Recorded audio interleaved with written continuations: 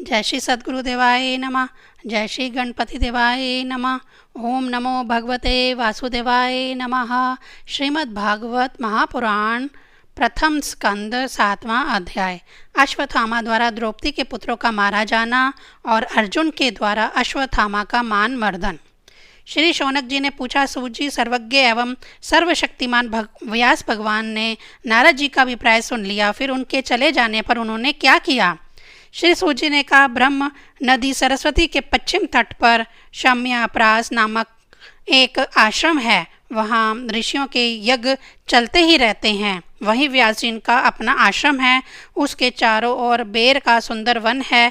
उस आश्रम में बैठकर उन्होंने आचमन किया और स्वयं अपने मन को समाहित किया। उन्होंने भक्ति योग के द्वारा अपने मन को पूर्णतः एग्राक और निर्मल करके आदि पुरुष परमात्मा और उनके आश्रय से रहने वाली माया को देखा। इसी माया से मोहित होकर वह यह जीव तीनों गुणों से अतीत होने पर भी अपने को त्रिगुणात्मक मान लेता है और इस मान्यता के कारण होने वाले अनर्थों को भोगता है। इन अनर्थों की शांति का साक्षात साधन है केवल भगवान का भक्ति योग। परंतु संसार के लोग इस बात को नहीं जानते। यही समझकर उन्होंने इस परमहंसों की संहिता श्रीमद् भागवत की रचना की। इसके श्रवण मात्र से पुरुषोत्तम भगवान श्री कृष्ण के प्रति परम प्रेममय भक्ति हो जाती है, जिससे जीव के शोक, मोह और भय नष्ट हो जाते हैं। उन्होंने इस भागवत संहिता का निर्माण और पुनरावृत्ति करके इसे अपने निवृत्ति परायण पुत्र श्री शुकदेव जी को पढ़ाया। श्री शौनक जी ने पूछा, श्री शुकदेव जी तो अत्यंत निवृत्ति परायण हैं, उन्हें किसी की भी वस्तु की अपेक्षा नहीं है, वह सदा आत्मा में ही रमण करते हैं, फिर उन्होंने किस लिए इस विशाल ग्रंथ का अध्ययन किया? श्री सूत जी ने कहा, जो लोग ज्ञानी हैं, जिनकी अविद्या की गांठ खुल गई है और जो सदा आत्मा में ही रमण करने वाले हैं, वह भी भगवान को हेतु रहित भक्ति किया करते हैं, क्योंकि भगवान के गुण ऐसे ही मधुर हैं जो सबको अपनी ओर खींच लेते हैं। फिर श्री शुकदेव जी तो भगवान के भक्तों के अत्यंत प्रिय और स्वयं भगवान वेद व्यास के पुत्र हैं। भगवान के गुणों ने उनके हृदय को अपनी ओर खींच लिया और उन्होंने उससे विवश होकर ही इस विशाल ग्रंथ का अध्ययन किया। शौनक जी, अब मैं राज्य ऋषि परीक्षित के जन्म, कर्म और मोक्ष की तथा पांडवों के स्वर्गारोहण की कथा कहता हूँ, क्योंकि इन्हीं से भगवान श्री कृष्ण की अनेक कथाओं का उदय होता है। जिस समय महाभारत युद्ध में कौरव और पांडव दोनों पक्षों के बहुत से वीर गति को प्राप्त हो चुके थे और भीमसेन की गदा के प्रहार से दुर्योधन की जंघा टूट चुकी थी, तब अश्वत्थामा ने अपने स्वामी दुर्योधन का प्रिय कार्य समझकर द्रौपदी के सोते हुए पुत्रों के सिर काटकर उसे भेंट किए। यह घटना दुर्योधन को भी अप्रिय ही लगी, क्योंकि ऐसे नीच कर्म की सभी निंदा करते हैं। उन बालकों की माता द्रौपदी अपने पुत्रों का निधन सुनकर अत्यंत दुखी हो गई। उसकी आंखों में आंसू छलाछल आए, वह रोने लगी। अर्जुन ने उसे सांत्वना देते हुए कहा, कल्याणी, मैं तुम्हारे आंसू तब पोंछूंगा जब उस आतताई ब्राह्मण अधम का सिर गांडीव धनुष के बाणों से काट कर तुम्हें भेंट करूंगा और पुत्रों की अंत्येष्टि क्रिया के बाद तुम उस पर पैर रखकर स्नान करोगी। अर्जुन ने इन मीठी और विचित्र बातों से द्रौपदी को सांत्वना दी और अपने मित्र भगवान श्री कृष्ण की सलाह से उन्हें सारथी बनाकर कवच धारण कर अपने भयानक गंडीव धनुष को लेकर वे रथ पर सवार हुए तथा गुरुपुत्र अश्वत्थामा के पीछे दौड़ पड़े। बच्चों की हत्या से अश्वत्थामा का भी मन उद्विग्न हो गया था। जब उसने दूर से ही देखा कि अर्जुन मेरी ओर झपटे हुए आ रहे हैं, तब वह अपने प्राणों की रक्षा के लिए पृथ्वी पर जहाँ तक भाग सकता था रुद्र से भयभीत सूर्य की भांति भागता रहा। जब उसने देखा कि मेरे रथ के घोड़े थक गए हैं और मैं बिल्कुल अकेला हूँ, तब उसने अपने को बचाने का एकमात्र साधन ब्रह्मास्त्र ही समझा। यद्यपि उसे ब्रह्मास्त्र को लौटाने की विधि मालूम ना थी, फिर भी प्राण संकट देखकर उसने आचमन किया और ध्यानस्थ होकर ब्रह्मास्त्र का संधान किया।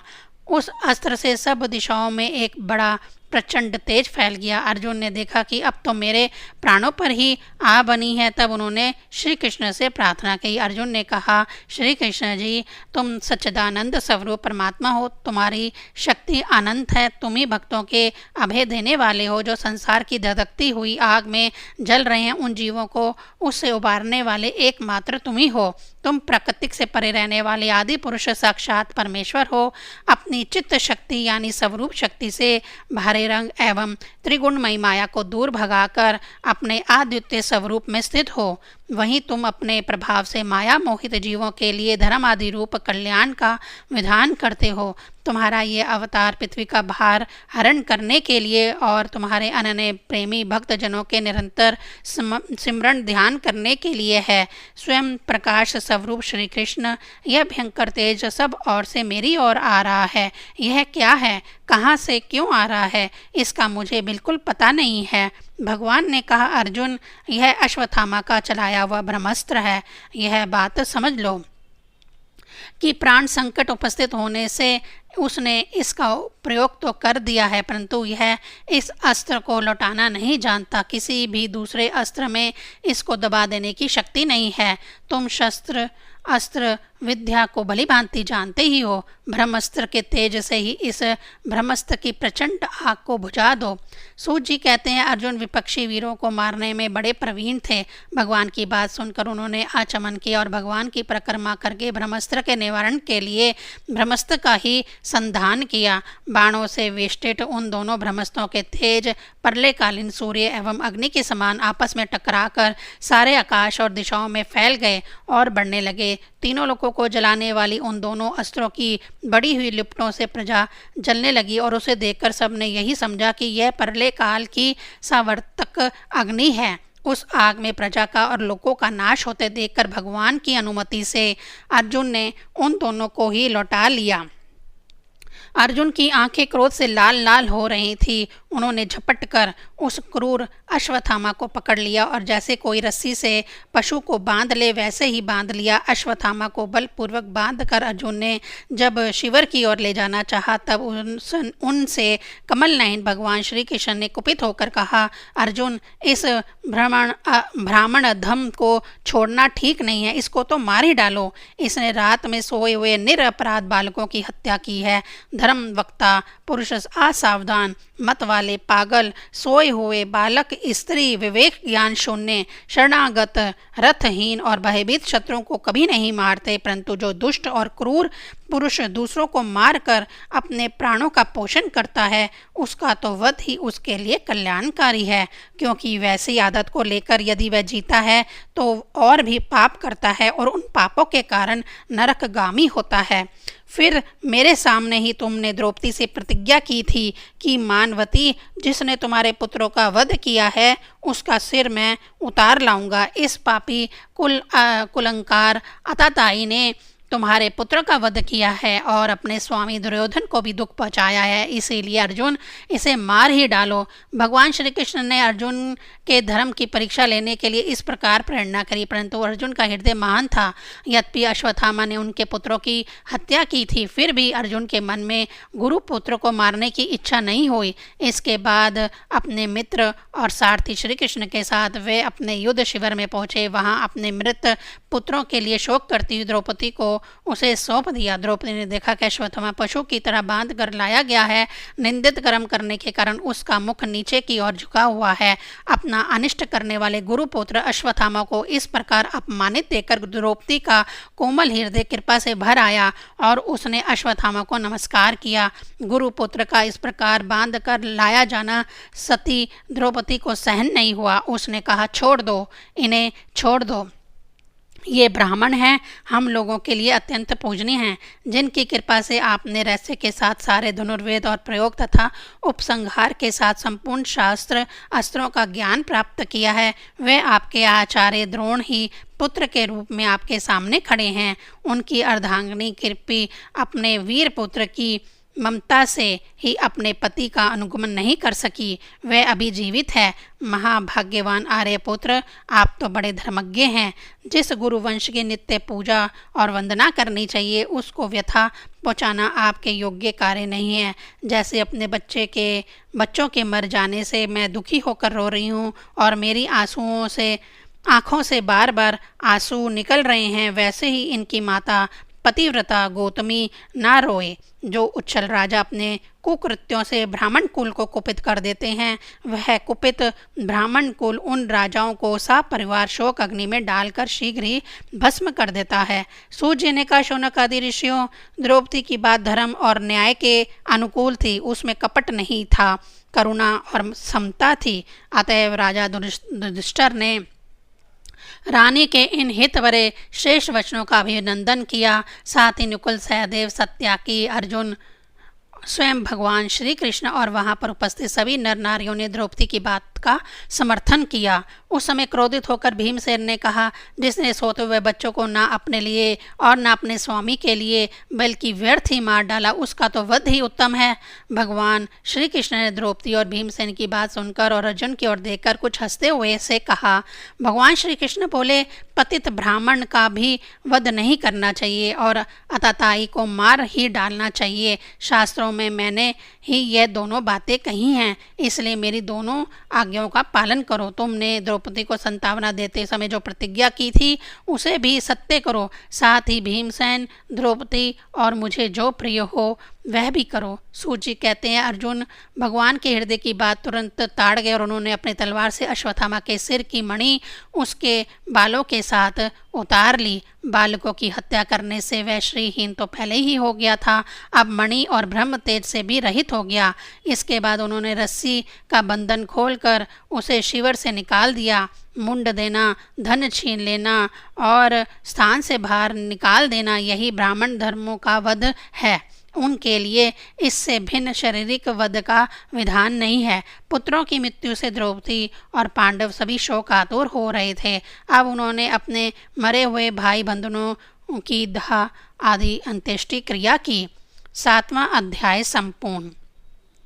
8वां अध्याय गर्भ में परीक्षित की रक्षा, कुंती के द्वारा भगवान की स्तुति और युधिष्ठिर का शोक। सूर्य कहते हैं, इसके बाद पांडव श्री कृष्ण के साथ जलांजलि के इच्छुक मरे हुए स्वजनों का तर्पण करने के लिए स्त्रियों को आगे करके गंगा तट पर गए। वहां उन सब ने मृत बंधुओं को जलदान दिया और उनके गुणों का सिमरन करके बहुत विलाप किया।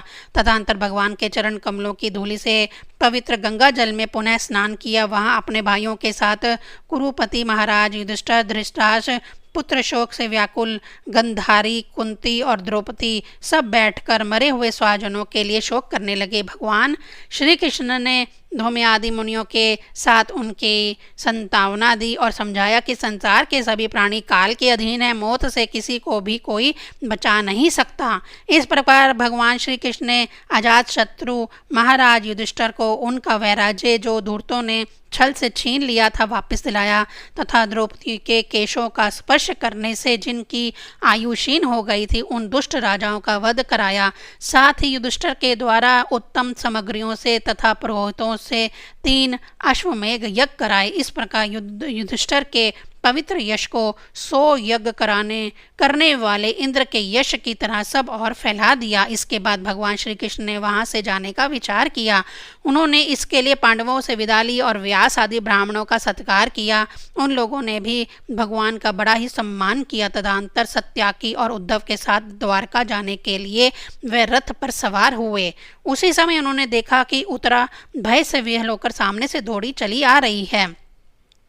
उत्तरा ने कहा, देवाधिदेव जगदीश्वर, आप महायोगी हैं, आप मेरी रक्षा कीजिए। आपके अतिरिक्त इस लोक में मुझे अभय देने वाला और कोई नहीं है, क्योंकि यहाँ सभी परस्पर एक दूसरे का मृत्यु के निमित्त बन रहे हैं। प्रभु, आप सर्वशक्तिमान हैं। यह दहकते हुए लोहे का बाण मेरी ओर दौड़ा आ रहा है। स्वामिन, यह मुझे भले ही जला डाले, परंतु मेरे गर्भ को नष्ट ना करें, ऐसी कृपा कीजिए। सूर्य कहते हैं, भक्त वत्सल भगवान श्री कृष्ण उसकी बात सुनते ही जान गए कि अश्वत्थामा ने पांडवों के वंश को निर्बीज करने के लिए ब्रह्मास्त्र का प्रयोग किया है। शौनक जी, उसी समय पांडवों ने भी देखा कि जलते हुए 5 बाण हमारी ओर आ रहे हैं, इसीलिए उन्होंने भी अपने अपने अस्त्र उठा लिए।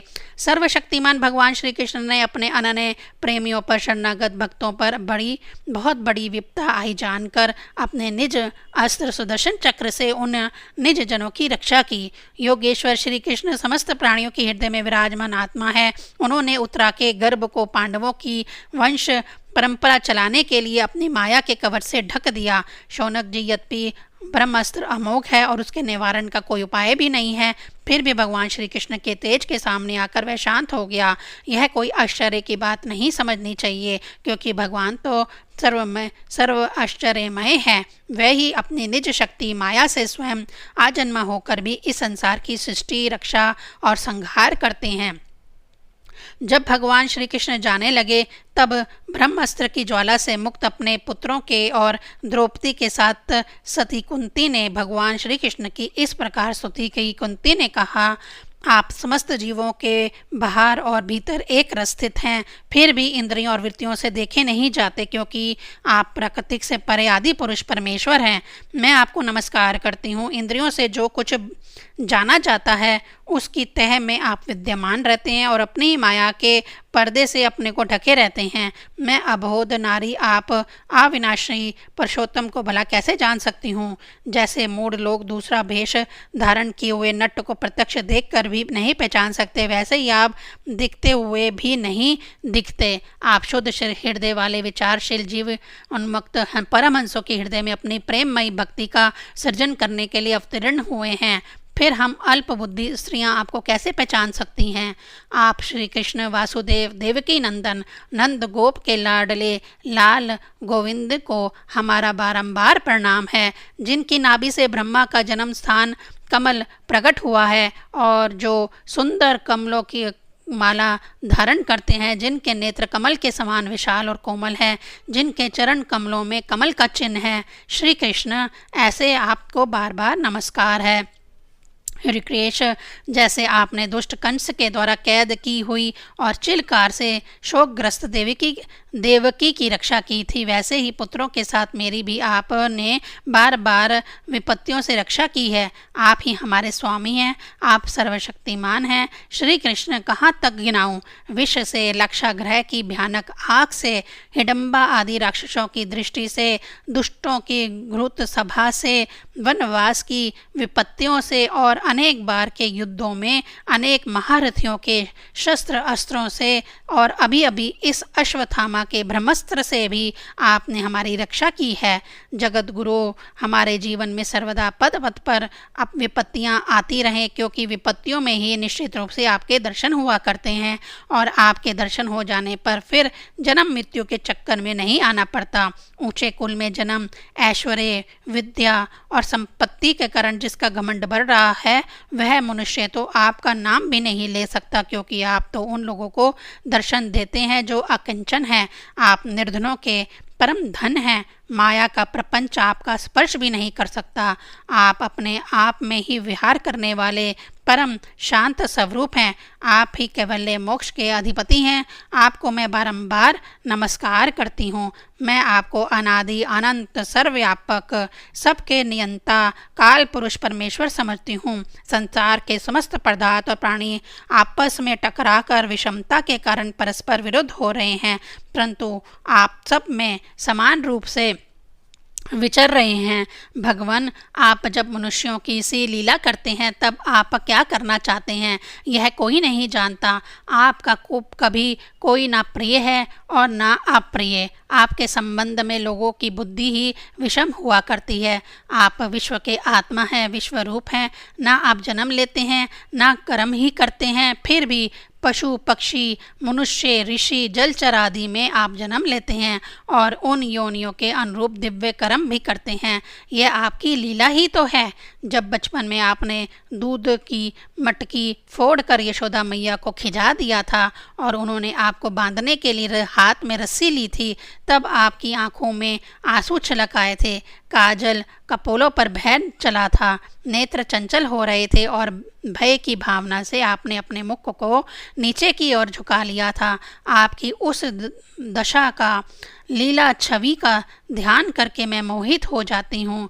भला जिसमें भय भी भय मानता है उसकी यह दशा। आपने आजन्मा होकर भी जन्म क्यों लिया है, इसका कारण बतलाते हुए कोई महापुरुष यूँ कहते हैं कि जैसे मलयाचल की कीर्ति का विस्तार करने के लिए उसमें चंदन प्रकट होता है, वैसे ही अपने प्रिय भक्त पुण्य शोलक राजा यदु की कीर्ति का विस्तार करने के लिए ही आपने उनके वंश में अवतार ग्रहण किया है। दूसरे लोग यूँ कहते हैं कि वासुदेव और देवकी ने पूर्व जन्म में आपसे यही वरदान प्राप्त किया था, इसीलिए आप अजन्मा होते हुए भी जगत के कल्याण और दैत्यों के नाश के लिए उनके पुत्र बने हैं। कुछ और लोग यूँ कहते हैं कि यह पृथ्वी दैत्यों के अत्यंत भार से समुद्र में डूबते हुए जहाज की तरह डगमगा रही थी, पीड़ित हो रही थी। तब ब्रह्मा की प्रार्थना से उसका भार उतारने के लिए ही आप प्रकट हुए। कोई महापुरुष यूँ कहते हैं कि जो लोग इस संसार में अज्ञान, कामना और कर्मों के बंधन में जकड़े हुए पीड़ित हो रहे हैं, उन लोगों के लिए श्रवण और स्मरण करने योग्य लीला करने के विचार से ही आपने अवतार ग्रहण किया है। भक्तजन बार बार आपके चरित्र का श्रवण, गान, कीर्तन और स्मरण करके आनंदित होते रहते हैं। वे ही अविलंब आपके उस चरण कमल का दर्शन कर पाते हैं जो जन्म मृत्यु के प्रवाह को सदा के लिए रोक देता है। भक्तवत्सल कल्पतरु प्रभु, क्या आप अब अपने आश्रित और संबंधी हम लोगों को छोड़कर जाना चाहते हैं? आप जानते हैं कि आपके चरण कमलों के अतिरिक्त हमें और किसी का सहारा नहीं है। पृथ्वी के राजाओं के तो हम यूं ही विरोधी हो गए हैं। जैसे जीव के बिना इंद्रियां शक्तिहीन हो जाती हैं, वैसे ही आपके दर्शन बिना यदुवंशियों के और हमारे पुत्र पांडवों के नाम तथा रूप का अस्तित्व ही क्या रह जाता है। गदाधर, आपके विलक्षण चरण चिन्हों से चिन्हित यह कुरुअंजल देश की भूमि आज जैसी शोभामान हो रही है, वैसे आपके चले जाने के बाद ना रहेगी। आपकी दृष्टि के प्रभाव से ही यह देश पकी हुई फसल और लता वृक्षों से समृद्ध हो रहा है। ये वन, पर्वत, नदियाँ और समुंदर भी आपकी दृष्टि से ही वृद्धि को प्राप्त हो रहे हैं। आप विश्व के स्वामी हैं, विश्व के आत्मा हैं और विश्व रूप हैं। यदुवंशियों और पांडवों में मेरी बड़ी ममता हो गई है कि आप कृपा करके स्वजनों के साथ जोड़े हुए इस स्नेह की दृढ़ फांसी को काट दीजिए। श्री कृष्ण जैसे गंगा की अखंड धारा समुद्र में गिरती रहती है, वैसे ही मेरी बुद्धि किसी दूसरी ओर न जाकर आपसे निरंतर प्रेम करती रहे। श्री कृष्ण अर्जुन के प्यारे सखा यदुवंशी शिरोमणि, आप पृथ्वी के भार रूप राजवेशधारी दैत्यों को जलाने के लिए अग्नि स्वरूप हैं। आपकी शक्ति अनंत है। गोविंद, आपका यह अवतार गो, ब्राह्मण और देवताओं का दुख मिटाने के लिए ही है। योगेश्वर, चर अचर के गुरु भगवान, मैं आपको नमस्कार करती हूँ। सूत जी कहते हैं, इस प्रकार कुंती के बड़े मधुर शब्दों में भगवान की अधिकांश लीलाओं का वर्णन किया। यह सब सुनकर भगवान श्री कृष्ण अपनी माया से उसे मोहित करते हुए मंद मंद मुस्कुराने लगे। उन्होंने कुंती से कह दिया, अच्छा ठीक है, और रथ के स्थान से वह हस्तिनापुर लौट आए। वहाँ कुंती और सुभद्रा आदि देवियों से विदा लेकर जब वह जाने लगे, तब राजा युधिष्ठिर ने बड़े प्रेम से उन्हें रोक लिया। राजा युधिष्ठिर को अपने भाई बंधुओं के मारे जाने का बड़ा शौक हो रहा था। भगवान की लीला का मर्म जानने वाले व्यास आदि महर्षियों ने और स्वयं अद्भुत चरित्र करने वाले भगवान श्री कृष्ण ने भी अनेकों इतिहास कहकर उन्हें समझाने की बहुत चेष्टा की, परंतु उन्हें संतावना न मिली। उनका शौक ना मिटा। शौनक आदि ऋषियों धर्मपुत्र राजा युधिष्ठिर को अपने स्वजनों के वध से बड़ी चिंता हुई। वे अविवेक युक्त चित्त से स्नेह और मोह के वश में होकर कहने लगे, भला मुझ दुरात्मा के हृदय में बुद्धिमूल हुए इस अज्ञान को तो देखो। मैंने सियार कुत्तों के आहार इस अनात्मक शरीर के लिए अनेक अक्षौणी सेना का नाश कर डाला। मैंने बालक, ब्राह्मण, संबंधी, मित्र, चाचा, ताऊ, भाई बंधु और गुरुजनों से द्रोह किया है। करोड़ों वर्षों में भी नरक से मेरा छुटकारा नहीं हो सकता। यद्यपि शास्त्र का वचन है कि राजा यदि प्रजा का पालन करने के लिए धर्म युद्ध में शत्रुओं को मारे तो उसे पाप नहीं लगता, फिर भी इससे मुझे संतोष नहीं होता। स्त्रियों के पति और भाई बंधुओं को मारने से उनका मेरे द्वारा यहाँ जो अपराध हुआ है, उसका मैं गृहस्थ उचित यज्ञ, याग आदि उसके द्वारा मार्जन करने में समर्थ नहीं हूँ। जैसे कीचड़ से गद्दला जल स्वच्छ नहीं किया जा सकता, मदरा से मदरा की अपवित्रता नहीं मिटाई जा सकती, वैसे ही बहुत से हिंसा बहुल यज्ञों के द्वारा एक भी प्राणी की हत्या का प्रायश्चित नहीं किया जा सकता। 8वां अध्याय संपूर्ण। ओम नमो भगवते वासुदेवाय नमः।